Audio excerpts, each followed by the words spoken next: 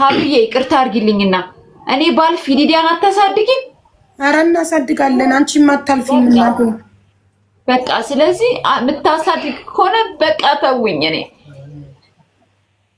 ስቴይ ሆም ጥሩ ቦታ ካገኘ ብሞትም አይቆጨኝም። እውነቴን ነው የምነግርሽ። ሲጀምር በጣም ታግያለሁ።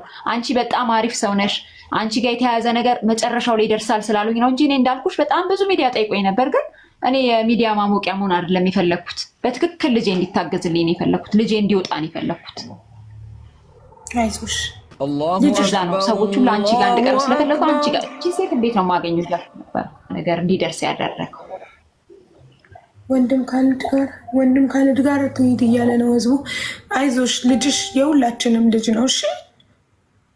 እሺ ይቅርታና አንድ ማስተካከያ ደግሞ ልንገርሽ።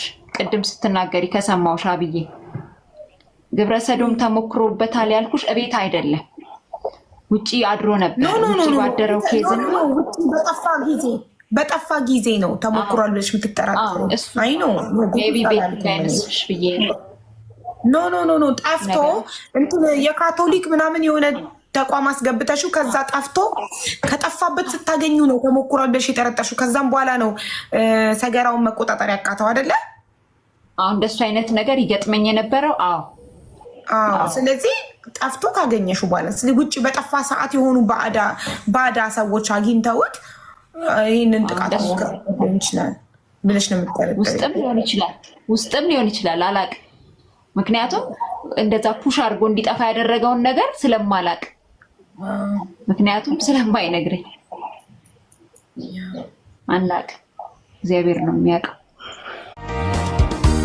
ማለፍ በበዛበት ያስቀመጡት በታጣበት ለሰጠችኝ ንጹህ ፍቅሯ